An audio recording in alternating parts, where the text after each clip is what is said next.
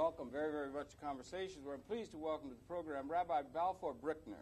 And Rabbi Brickner is the senior rabbi at the Stephen Wise Synagogue here in New York City. And Rabbi Brickner, welcome very, very much. Nice to be here. I wanted to ask you a question of whether or not how you feel about the contemporary human condition. We've been around now for, I don't know how long we measure, if we take Louis Leakey's finds or if we take this new evidence out of Africa that mankind evolved from one single individual person a couple 100,000 years ago. We've been around for a very long time. We reach a point where many of our scientists and our leaders will tell us that we have enough capability, destructive capability to build up technologically, where we might actually be able to render the habitat incapable of the continuation of the human species. No question we live about at a time of unusual technological strength and power that is there. And I wonder, do you think we have the psychological, spiritual, economic, social, organizing principles and concepts that allow us to measure up to this tremendous technological situation we find ourselves in? Or in general, I guess, are you optimistic or pessimistic concerning the human prospect in this year 1990? Well, I don't know that I can categorize it in terms of optimism or pessimism. I can tell you one thing, that I see, at least in this country, an American community that has become increasingly cynical. Mm-hmm. And somewhat disbelieving of their leaders and leadership, because they realize that leaders and leadership have been lying to them for a long, long time now and continue to do it with an impunity. And then when they're detected and found out, they say they're sorry and they apologize and walk away and do the same thing all over again. There is no sense of fulfillment. There's no ending of it.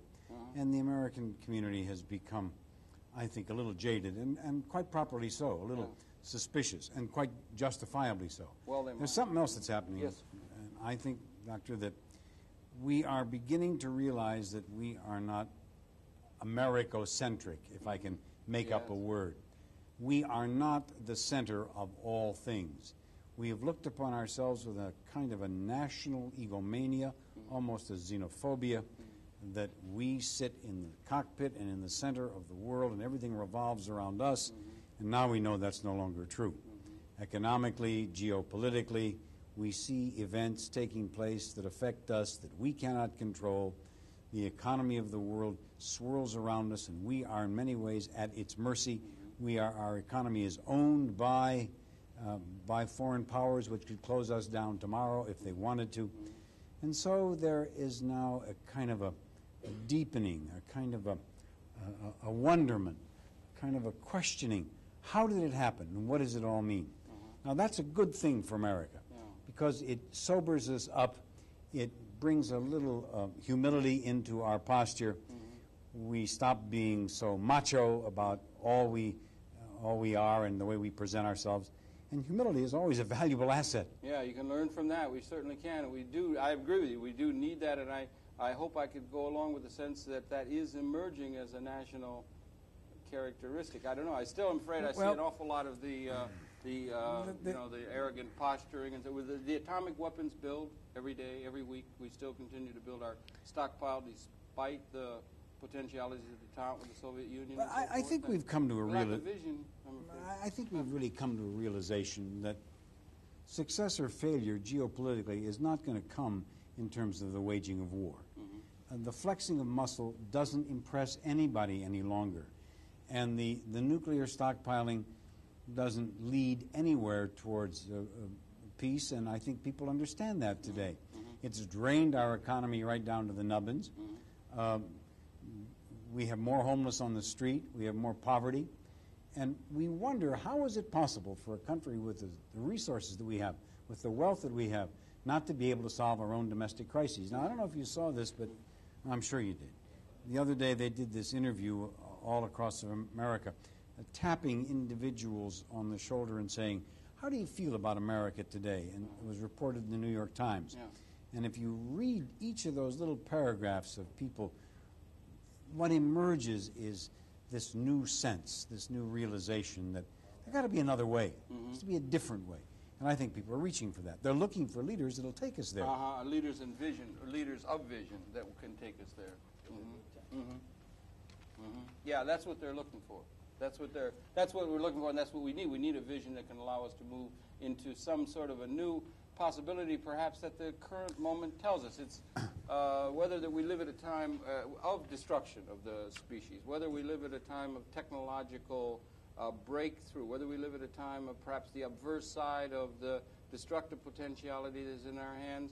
I don't want to use it cavalierly or loosely, but a time that might be thought of as, in a certain sense, a liberative time, a liberative capacity, if we could but find our way through to the problems that are in the way of it. Let me tell you what else I see in this dimension.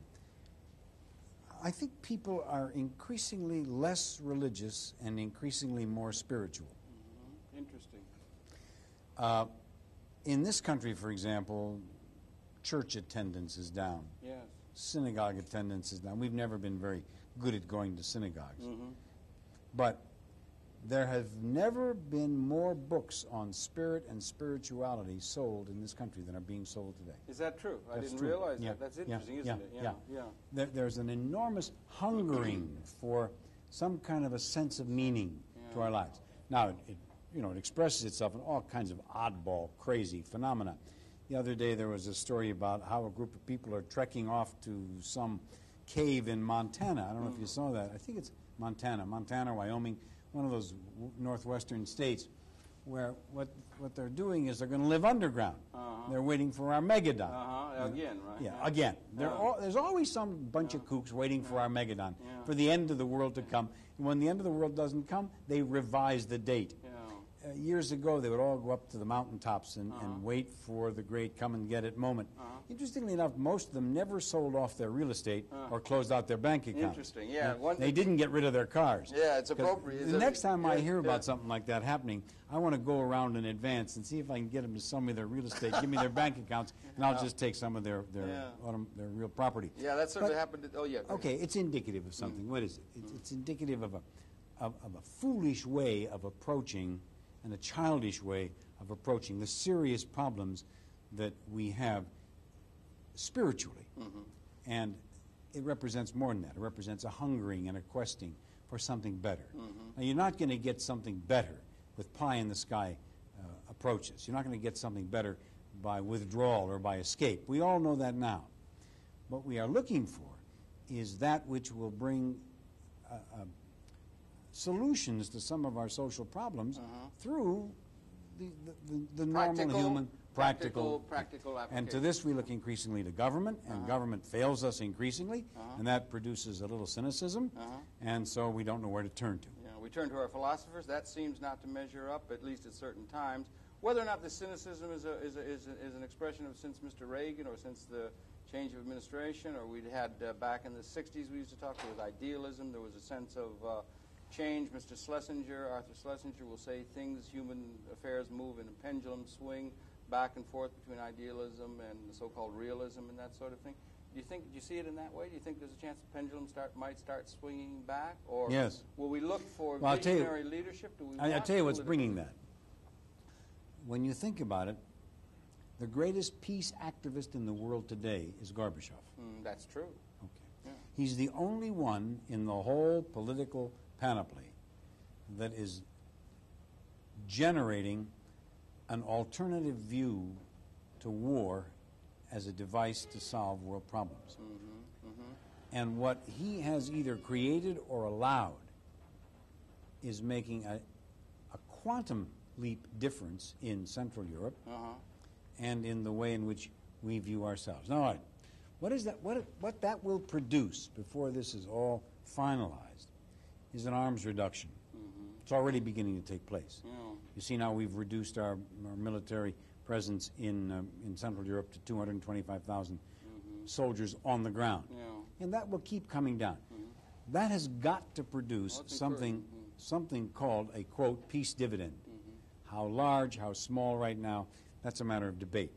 But it will enable us to redirect domestic dollars. It will enable us to redirect the GNP of this country away from the production of things which are valueless in terms of bringing economic health to the country and more valuable, i.e., there isn't any reason why in Connecticut on the Thames River there they should continue to produce more Trident submarines. Just don't need them anymore. defense contractors. No. Jobs. Now, we know now, because studies have been made, we know now that you could take that plant, the Electric Boat Works, I think it's called, and convert it easily into the manufacture of railroads. All right. So you could find another thing. You could, the conversion question. Now, this country desperately needs an effective, efficient, cheap transportation system on the ground. The infrastructure is falling apart on all the over, ground. not only the transportation. You need why we destroyed and dismantled the finest railroad system we've ever had, I can't begin to understand. But it is in need of reconstruction, and it can be reconstructed. And you can take all of these plants that now manufacture weapons that produce zero in terms of healthy economy, because it doesn't plow back into the country. Right. What do you do with the tank when it becomes obsolete? You just let it rust away. Yeah, that's right. They don't even take the metal and they don't even bother to recycle melt it down. Right. Now, you can begin to use the so-called, quote, peace dividend, small as it is. Now, it can be expanded with creative thinking and turn it back into a productive kind of economy, which will rebuild the infrastructure of this country. You rebuild the infrastructure of this country economically, you begin to take the homeless people off the streets, you begin to give the jobless jobs, you begin to create a flow of revenue that can regenerate the economic base of the cities and the states of this country, because the federal government's not going to do it, and things begin to bloom. Yeah, well, we have a relatively low unemployment. Dreamy stuff, but doable. We have a relatively low unemployment rate now relative to what it has been at certain times, and interest rates and that sort of thing, and the economy is going. A friend of mine just came back from Japan. He saw that there was a factory there that turned out very high-quality television sets. They were really very high quality, and it was turning out these television sets without a single individual human being there. It was all robotics. Technology is taking over increasingly the productive capability that many of the human beings have performed in a certain sense in order to gain income through a job or a labor relationship. The technology is owned. Rabbi Brickner, who was here earlier today in the studio, has pointed out 37% of all capital assets are owned by the upper 1% in our population. 50% by 2%, virtually 5% own it all, and technology is becoming increasingly responsible for production. Whether the model of distribution through a wage system and so forth, which doesn't even trickle down to so many of the people, even with relatively low unemployment, if we don't need a vision of some sort of a thing beyond the standard way in which we have dealt to distribute income through wages and that sort of thing, if we don't need that perhaps on a world scale. All right, that requires national leadership vision. That requires a president and an administrative community that can reach out to the creative economic minds and the creative social minds of this country and say to them, now we are in a changed situation, you give me your best. We're no longer going to worry about a Cold War. We are no longer going to describe those people who disagree with us as some kind of evil monsters living in an evil empire. We're no longer going to generate hate in the American society. All right? We're going to stop that because it's a dead end and it's dumb and it's stupid. And Mr. Reagan did us an enormous disservice in this regard. What we are going to do is we're going to now refocus the attention of the American people into how to become competitive again, how to become socialized again. I don't mean socialist in the sense of a socialized economy. I'm not saying we're going to change the capitalist economy, but how we redirect the thinking of. Now that requires enormous kind of leadership. I'll tell you one man who could do that. The man who did that was, of course, FDR. In 1933, when he inherited the mantle of leadership from a defunct Hoover administration, he redirected and refocused the attention of the American people. And his first 100 days reshaped the American society. Many people say Mr. Reagan did the same thing. Yeah, the wrong way. The wrong way. He took the social structure of America and he shredded it. He took the social net that upheld and supported the people who are in need of our support and our help, and he just cut it to ribbons and let them all drop through the hole. Sure, he refocused the attention of America. Streets, and that is also, if I may, the United States in a certain sense has unfortunately a triage attitude toward the third world without having a vision that allows it to resonate to the needs of the underclass, poorer peoples of the world. All right, now just take that and run with it. Sufficiently. Take that and run with it. I mean, beyond our own people, the peoples of the world we need in order to gain a sense of moral moral strength that is lacking?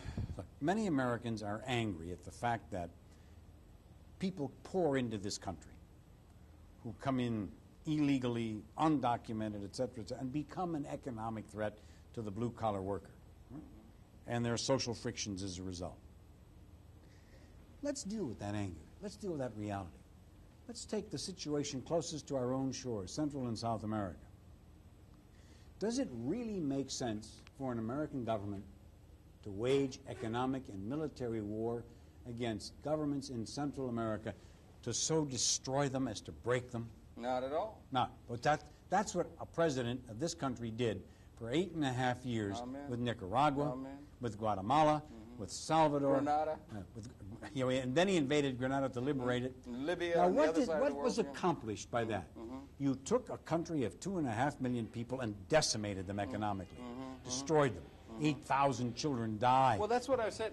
They're trying to keep together a sense of an economic distribution system, an ownership pattern. But does that make sense? That is not just or able to be able to distribute what it is we're capable of doing. That we need a broadly conceived notion of how perhaps there could be some expanding ownership or some sort of alternate way for people to have income other than wage slave trickle down, which isn't working. That requires a totally different kind of national leadership.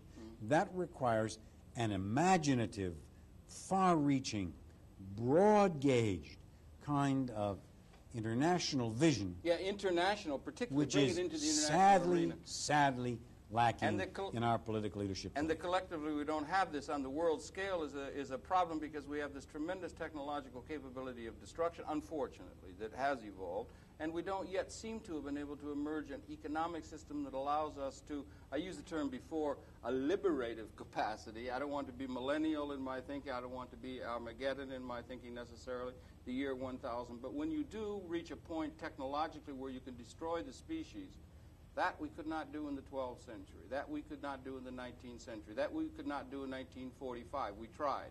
That we could not do in 1950, perhaps 1954. That we could only do now if we have. And the averse side of that, if we find an appropriate application of the technology, may allow us to be able to have the elemental beginnings of a just economic world system that has eluded us throughout this history that James Joyce had Daedalus call a nightmare. That we may be at a moment of birth, a moment of change, a millennial capability that the technologically augmented human capability is bringing us to, that is the challenge of the time in which we live, and we lack either poetic, spiritual, or political leadership that allows us to have a sense of that, and the malaise is because we don't have a sense of that to which we're attempting to be born. No, I think we do have the potential. I think we don't lack this. In the heart of the people, we don't lack it. The people's desires have to be focused. And what's lacking is a vision in the leadership to take the people's ideas. That's what I was saying. We don't have the political, we don't have the practical leadership that can allow us to see ourselves moving in that direction, or the enunciation of a visionary capability to see the world anew. And there's a spiritual desire on the part of people to have that, and it's not forthcoming. We're only getting the historical institutions. You're making me very sad. No, I'm sorry. No.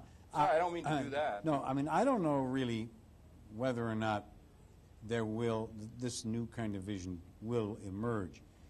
I think it can emerge. I see glimmerings of it in Central Europe and in Eastern Europe today. I think it's incredible that a poet and a philosopher becomes the prime minister or the leading political leader of a country of Czechoslovakia. Who would have thought that? Yeah. I mean, things turn around very quickly. We can't have that happen, I don't think, here. But if there isn't some revision in our political leadership, I believe that the American people will just become totally inert, totally oblivious to anything. And it's not only the American people, it's the world in a sense. Well, the world will go on. The world. The world doesn't need America the way America thinks it needs it. But when we use this analogy about being able to destroy the species, we're talking in the worldwide. Talk about ecology and talking about the interconnectedness and the fact that we can't live in isolated groups with small, self-centered notions of ego-bound or even nation-bound or xenophobic-bound notions. It's an interconnected, interrelated world that we live in. And we think a lot about the destruction of the world in nuclear holocaust terms. Let me be a little irreverent, if I may. Let me suggest to you that the destruction of the world will not come about by nuclear holocaust. It will come about by fornication, by just plain overproduction, by undisciplined births. The world has now reached a population of 5.2 billion, or nearly 5.2 billion. Yeah, that's right. Most of the most rapacious, rampant population growth in the world comes in those elements of the population least able to afford and take care. Yeah. Now, there's no reason for that. Given the technology that we have at our disposal today, given the knowledge that we have about impregnation, gestation, birth, etc., given the knowledge that we have about birth control, there is simply no excuse for a world to be threatened by overpopulation. Yeah, it is. Now, there's a challenge to the churches here. Yeah, oh, there certainly is a challenge to all our ethical systems. No. And our economic system. In the matter of birth, life and death issues, the one institution above all others that seems to influence people's attitudes and decisions about these matters are religious institutions. That means that there is a challenge, a direct challenge to the instrumentalities and institutions and structures of religion worldwide, whether they be Christian or Jewish or Islam or Taoist or Confucianist or Shintoist or what have you, to be responsible and responsive to the challenge of overpopulation, which threatens this globe, and which threatens the peace and harmony of this globe. Do you take any heart in the fact that the birth rate by choice tends to come down with economic development? Why, of course you take heart with it. But the tragedy of it is that the rapacious growth in the element of the population that has not had the experience and the values of education and learning is the greatest growth. That's the disheartening factor. Now, these things can be learned, and these matters can be taught. And I believe that if the church remains, I use the word church generically here, because I'm not attacking or talking about any specific church. Right. I'm talking about organized religion. If organized religion remains above this, taking such a high moralistic road that it takes a road that is off the charts, that is no road at all, that is just silly, it's babble and irrelevant. Yeah, it's a geometric progression, and we can't go along that line. Then we're in deep trouble. Yeah, sure, we would be now, on that. Somebody has to call the churches to task, because the churches will not call themselves to task. On that. And in this instance, what we have to say is to our people, enough, enough. Yeah, well, all right, and also maybe perhaps take the steps... and find the moral justifications for it. Find the moral justifications from our spiritual leaders and our sages over the ages, and also maybe find the economic, political, social context that could allow for a just economic order that would allow people to increasingly take that course by their own volition. Let me tell you a bit about Judaism in this context. Please do, sir. Judaism has as its very first commandment, be fruitful and multiply. It's in the first book of Genesis. That's right. All right, now, so the rabbis asked the question, what does it mean? How do you fulfill the commandment, be fruitful and multiply? And they answered it. They said, if you have one child, one boy and one girl, you have fulfilled the commandment. What if you don't have one boy and one girl? All right? 2 children fill the commandment. 1 child fills the commandment. No, actually 2 children fill the commandment. Yeah. If you do not have to keep reproducing until such a time as you have 1 boy and 1 girl. Yeah, because you could have 10 girls or 10 boys that's or 8. That's right. So that's the way they answered the question. Yeah. By the way, Judaism is quite clear on its acceptance of and its advocacy of birth control. Very, very clear. All right. It's always believed in birth control. Yeah, Judaism is going through its own changes now from the time of the central event of the establishment of Israel, the focus of the world on Israel now, the focus geopolitical, and much of the world is focused on that particular country. And this is a time of great trial in terms of the fortunes of the broader Jewish community. Well, so long as any existing government of the State of Israel considers its primary function just to stay in business, then Israel will suffer from a lack of leadership. Now, regretfully, I think that in recent years, especially in the last decade, too much of Israeli governments have been too much concerned with staying in power rather than in, I think, reaching out to what is the peace quotient. Now, interestingly enough, there's a sea change in the thinking of the thinking in the Israeli people. There has never before been a time when as many Israeli citizens are prepared to accept the exchange of land for peace as is now the case. 10 years ago, you could not have gotten 50% of the Israeli population to say, we are prepared to exchange land for peace. Now, 50% of the Israeli population are prepared to say just that. 10 years ago, you could never have had a major party of the Israeli government spectrum say, the way to peace is through the giving up of land or territory and negotiations with the enemy. Abba Eban's been saying it. Abba Eban, yes, Abba Eban was always, he was always in the fringe of the government. Right, yeah. Now, Shimon Peres, the head of the Mapai party, says this, and half of the population of Israel seem to agree with him.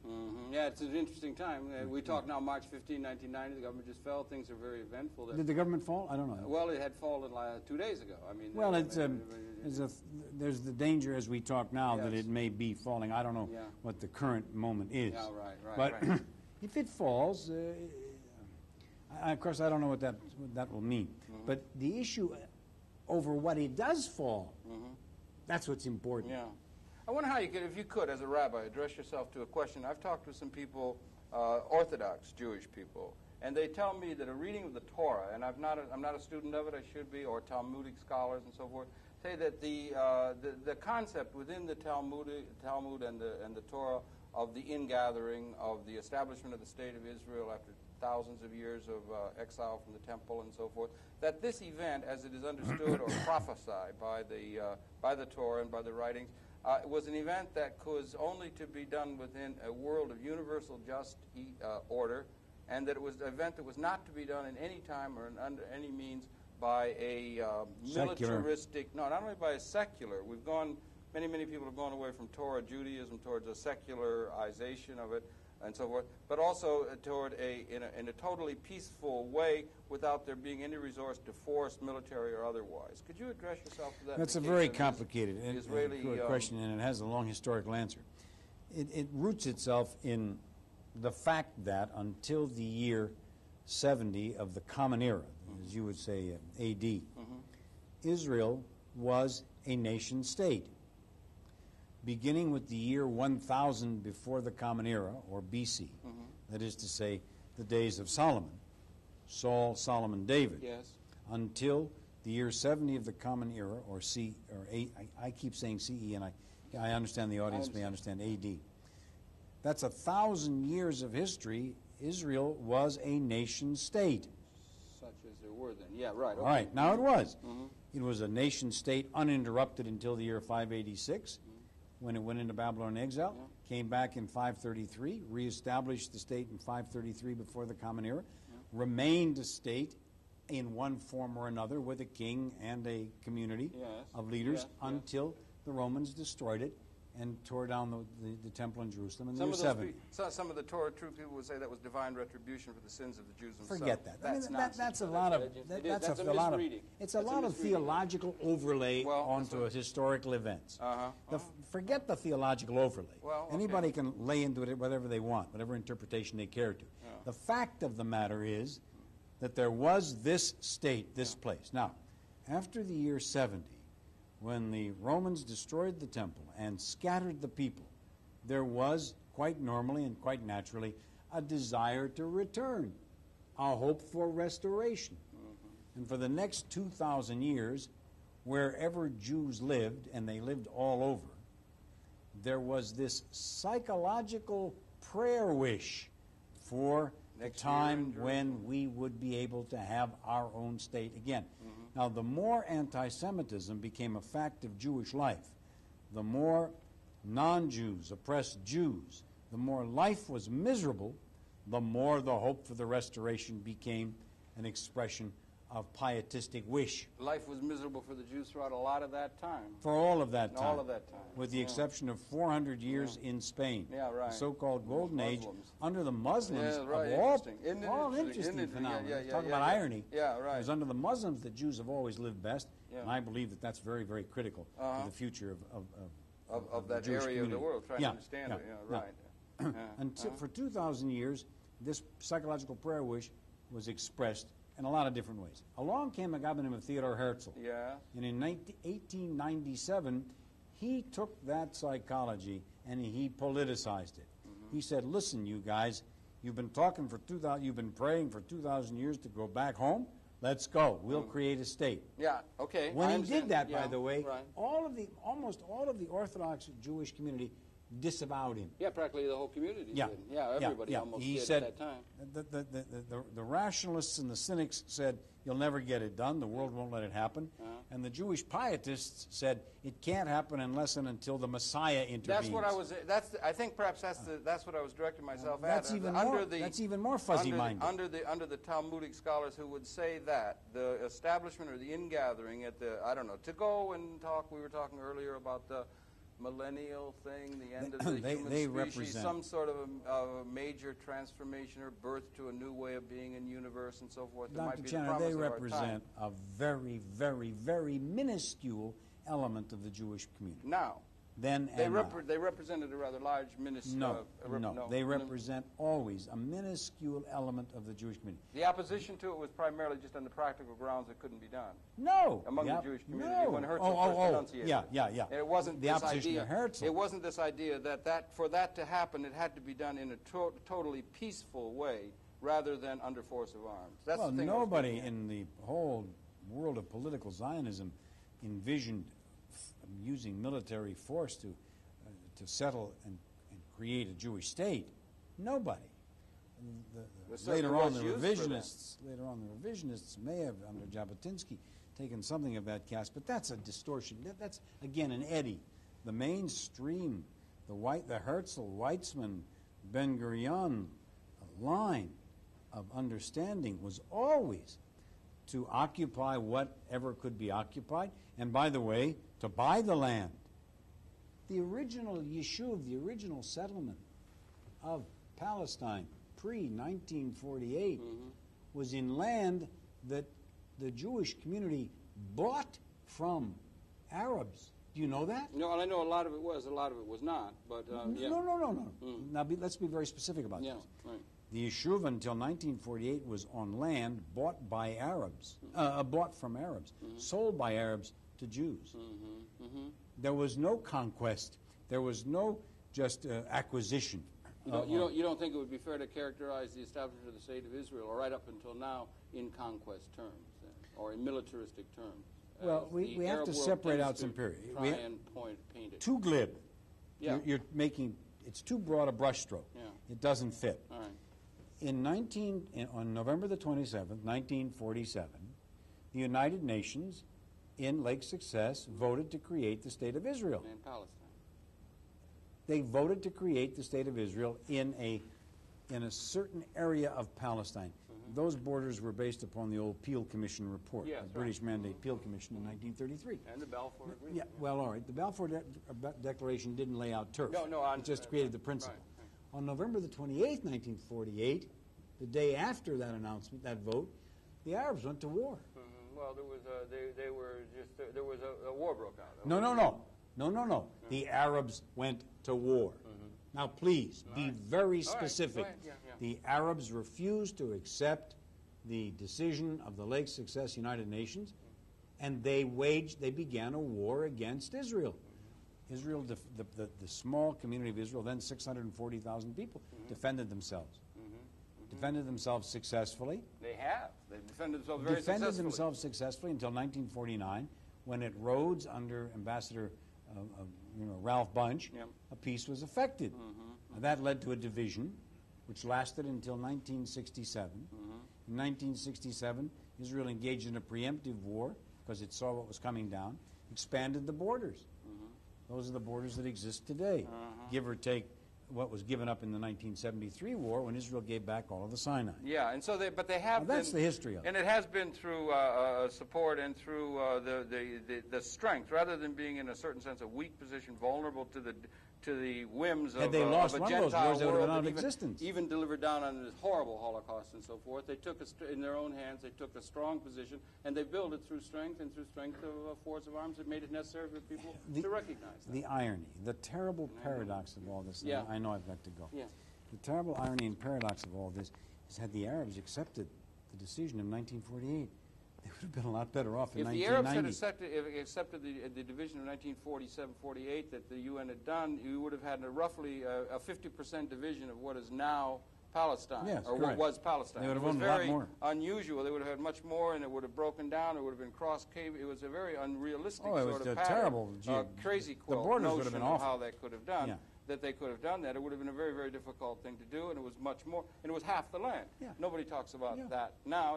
Israel's been, as I say, has been very, very successful through force of arms. It has been successful and necessarily had to have been. They've had to do this in order to, after all, the government of Israel is surrounded by 5 confrontational states, which until 3 or 4 years ago talked constantly of doing nothing but driving them into the sea. Yeah, and tried on 3 separate occasions. Right. What would you do if you lived there? Lie down? Yeah, and it does then come back to that thing I was asking before about whether or not there was the shift of Torah true Judaism, as it were, historically in the 19th century and so forth. Nobody's waiting for the Messiah. Who had the waiting patiently for the time when it could be established at the point where there could be an elemental just world order, and this could be done without force of arms.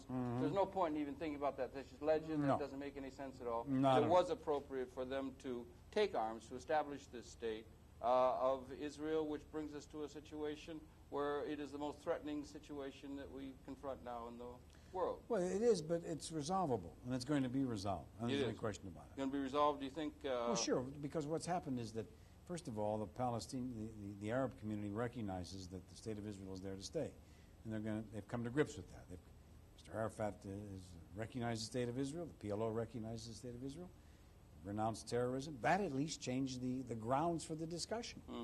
That changes the grounds of discussion. They could begin to do that, and the fact that the Shamir people who would want to hold on to Hebron and to that, the question of Jerusalem hasn't been addressed yet, or Put them at the table. Problems of that, right? Get them to the table. And that's where the Baker-Bush proposal and the United States government's pressure is helpful. Get them to the table. That's the important thing. Get them to the table so that they could be able to move toward, in your view, a two-state solution. There will be a two-state solution. It's going to be able to be done and usher in peace into that part of the world. I think there will be. That would have been done through the establishment of this Zionist pattern. Okay, fine. Well, it's a pleasure. I'd like to have been able to go on a little bit more, but I know you got an appointment or time you got to get to. So, Balfour Brickner, thank you very, very much for trying to share with me. I'm trying to learn some of these things and so forth. And it's been your pleasure. The perceptions of Rabbi Balfour Brickner. He's the senior rabbi at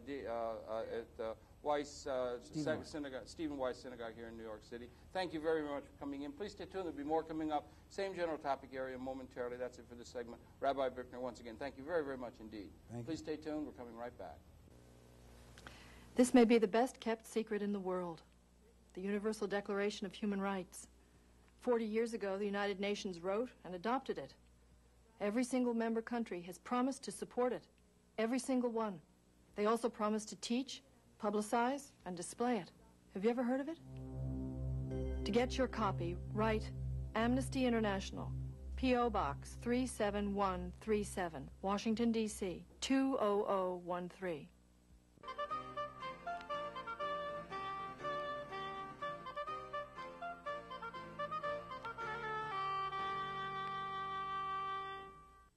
Welcome back. Welcome back to Conversations, where we're pleased now we've come back on another day to finish out this interview with Rabbi Balfour Brickner.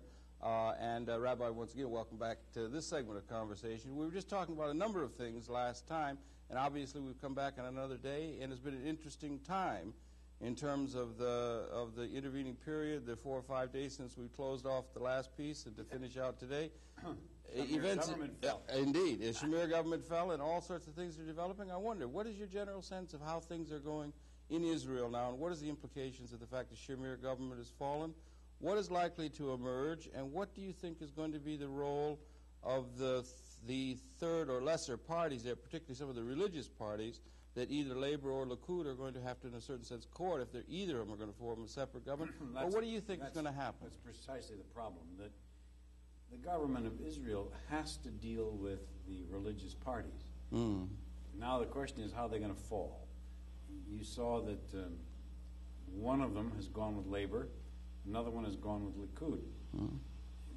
Neither one of them have great affection for either of the parties that they've joined, and it's going to be a bargaining business. The question is, how hard will they insist upon the things that they really want? And the things that they really want don't really have to do with international peace so much as it has to do with generating in Israel a tighter religious fundamentalism that they can control. And that is a paradox in its irony, because the great vast majority of the Israeli people are not religious in any orthodox sense of the word. Yes, right. That is interesting, yeah. In fact, they really don't like the orthodox, the tyranny of a politicized orthodoxy, which denies women's rights, which prevents all kinds of civil rights and civil freedoms for non-orthodox religious Jews in the country.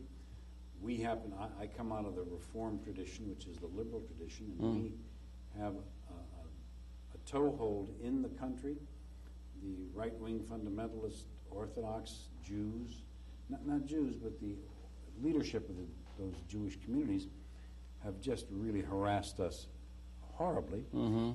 And what they do is they control local civil government, and the local civil government puts pressure on the institutions of our movement, and that freezes us out. Or it's the attempt to, we have to go to court all the time. Yeah, like so many of the religious, cultural, historical movements in the time, there's been a great deal of secularization of thinking among people. You, as a Reform rabbi, would be sensitive to that.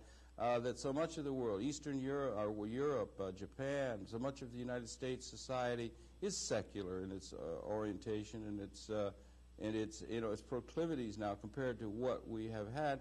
And in the case of Judaism, it's particularly difficult in a certain sense with Israel. So much of the people in Israel are secularists. Most of them are secular. They're mostly secular, and they've moved away from that Torah true ascribing to the Torah that had held Judaism together for so many years in the shtetls and so forth over 2,000 years of diaspora. That's all. Or what had held them together. That's all somewhere else and at some other time. Yeah. In Israel today, you have the real paradox of a majority of the people being themselves secular, who do not go to the synagogues at any time, whose lives are controlled, dictated to, and tyrannized by a right-wing orthodoxy which has political control dating back to the days of the British Mandate. How can they tyrannize if they don't form the majority? The majority of the because people are secular in themselves. The government has given to them certain kinds of ministries. For example, they can control who officiates at a wedding.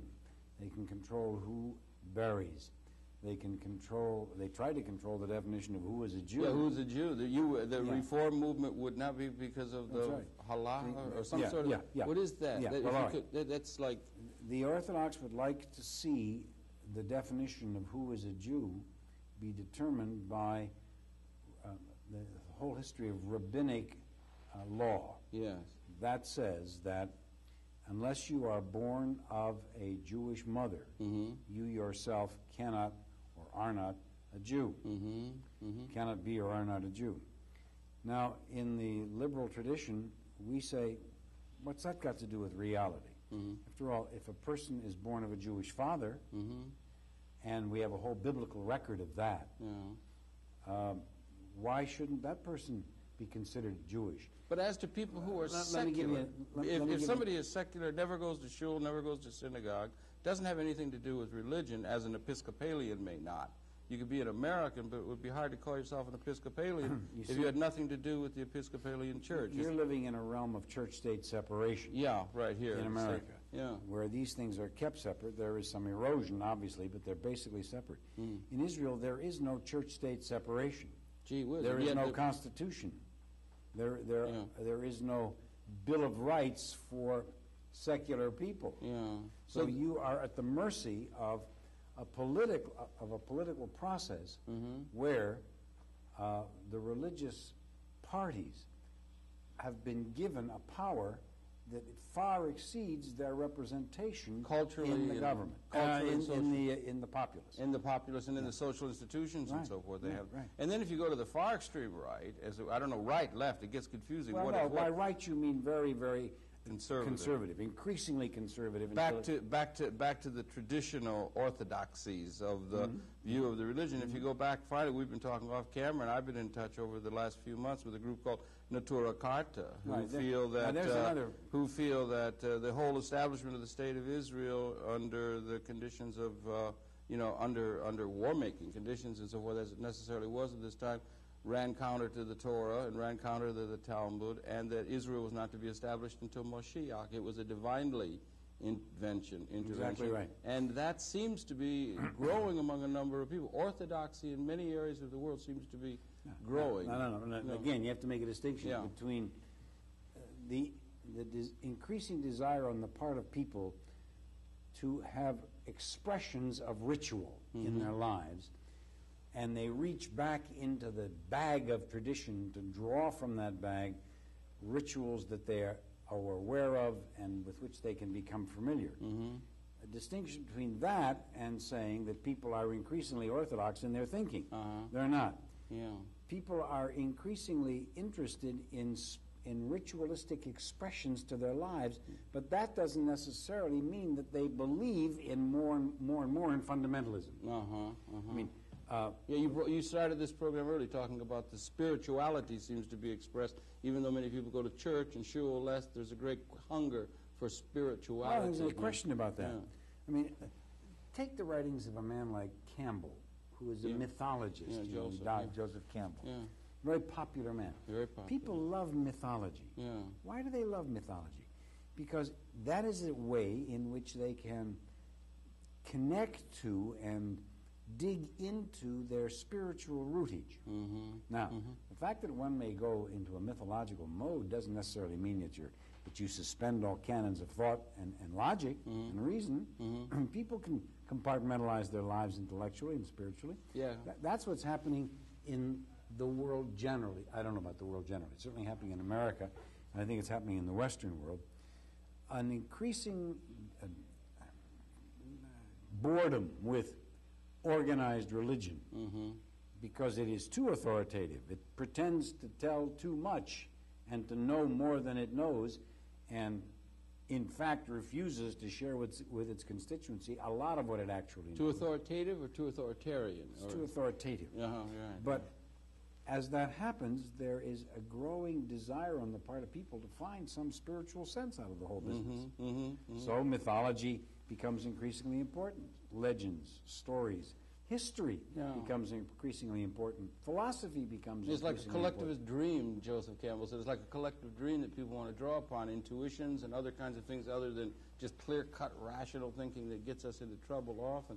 But this question, if we could, because we only have a few minutes, unfortunately, this whole question of this, of the religious parties and the need for the Likud and Labor to court them is going to, do you think either one of the two parties has a chance to form a government without the other? Or are we going to have to go back to coalition? Or what do you think?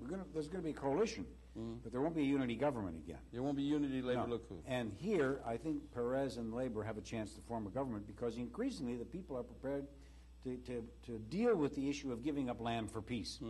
And that's the platform, the basic platform of Labor. It is the thing eschewed completely by Shamir and Likud.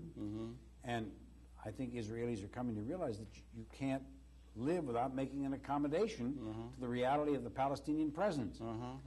Now, they are increasingly warm to the idea that Perez and Labor have projected, that we will have to sit down and talk with the enemy, quote, end quote, the enemy being the PLO, the enemy being the Palestinian, and that you can't continue to derive any kind of a peaceful resolution by killing another 600 Palestinian and having more and more terror and more stonewalling and more hardball. So for Paris to form a government, he's going to have to court the religious parties. Yeah. How much do you think he's going to have to give what's he up, gonna have as to it give were, toward this orthodoxy? I don't want to say orthodoxy, or toward the very often devoutly held beliefs of some of these orthodox religious people. He's probably going to have to give up more financial aid to religious educational institutions. It hurts him to do that. He's going to have to do that. He's not going to give up on the issue of who is a Jew. He's not going to let the government or the parliament, called the Knesset, redefine that. And he'll probably have to give up one or two more ministries, like the Ministry of Education or a Ministry of Transportation, so that they will have a feeling of being in power in the new government. Now, whether or not that'll work, I don't know. Do you think the sense of spirituality or spiritual recognition of the Jewish tradition, or let's say religious tradition, do you think Israel is likely to become less of a secular country? No. More of a spiritual country, No. if that's the right No, I term? think Or its Israel- religious, I think that- Jewish roots, or the Judaic roots are defined in cultural, historic terms more than in religious terms? I look to the diaspora as the source now of increased Judaism and increased spirituality. I think that a Judaism so connected to nationalism as it is in Israel has too great a burden to carry. And it'll do better in a society and a structure where it's separated from nationalism and from land. So I think that the diaspora is going to be the real source for Judaism in the immediate future. Interesting. The Jewish community in diaspora is going to be contributing to a world development, and that Already is. It is, of course, it is. And does majorly.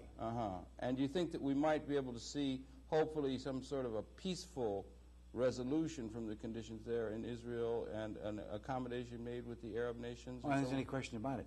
And here, you're essentially optimistic about that. Then, well, yeah, in the long run, I Yeah, am. Here, the American government is going to have to play a role even greater than the role it's been playing.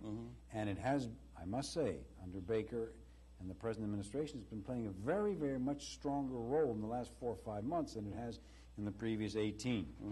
I think we have to recognize that there's been enough of a change in the Palestinian posture to allow that to happen. Tremendous change, October 88. When Arafat November, said, okay, we recognize the state of Israel, we renounce terror. Announced the state of Israel, Palestine. They took major steps. That gave the American government a chance to step in, which it needed. Now that, plus the role that Egypt, I think, can play, is going to really help generate a peace process. And America's going to have to continue. Now here's the hook on that. The question will be what kind, how much foreign aid in dollars will continue to flow without any qualifications to Israel, to Egypt. The two largest recipients of foreign aid are Israel and Egypt. American foreign aid. $3 to $4 billion a year. Yeah. Now there's already been a hint at this when Mr. Baker and Mr. Bush have said, we will continue the foreign aid, but the money cannot be used for settlements on the West Bank, right? Yeah, or Jerusalem. Jerusalem's going to become the real thing. Think that can emerge? We only have about a minute left. Do you think Jerusalem... Classic case of misspeak, by the way. Jerusalem is the last thing you talk about, not the first thing. Yeah, but it might be good. Bush opened his mouth, he made a major mistake. We only have about a minute left. Jerusalem is going to be, what do you say, internationalized? No. Jerusalem will remain as a unified city as it is today. But Palestinians and Israelis will each be flying their flags in different parts of the city. It's going to be that's where it's likely to come to focus in a very real sense. Some of the questions. I don't think that'll be the breaking point. If it's put off to the very last in the negotiations, as everybody knows it should be, that will not break the matter of peace. Well, we're getting down now to where negotiations might happen. That's being raised by the President and by others, because maybe that's signaling the fact that we're finally getting around to where we can talk about these issues, and that's to the last, as you put it. We're getting to a point where maybe we can begin to talk about a comprehensive pattern that is going to lead to some peace in that part of the world, and let's hope so. Sorry, we could go on talking for about 16 hours easily on this and other related issues. I want to thank you very much for coming back down. And I'd like to remind you and the cable television audience, it's been your pleasure to have the perceptions here of Rabbi Balfour Brickner, senior rabbi at the Stephen Wise Free Synagogue here in New York City. Happy to have been able to bring you his perceptions. We on Conversations invite you to tune in, and we'll be coming back again next week. Rabbi Brickner, once again, thank you very, very much for coming in. Good night. We'll see you next week. Yeah, we have some time here left at the end of the hour, and we thought we might give you a preview of an upcoming program. That was done with Lawrence Moskowitz, the president of MediaLink, the leading company in the country that does video news releases, video news service, which gives public service announcements and video press releases, some of which are of a political nature. And we talk with him about this phenomena as part of the video world, and he has some reference particularly to a speech that was given by the president of Colombia to the nation. We talk about what some of the extended implications of that might be. So again, this is Lawrence Moskowitz from an upcoming program, and he is the president of the New York-based company MediaLink. So that's upcoming. Thank you.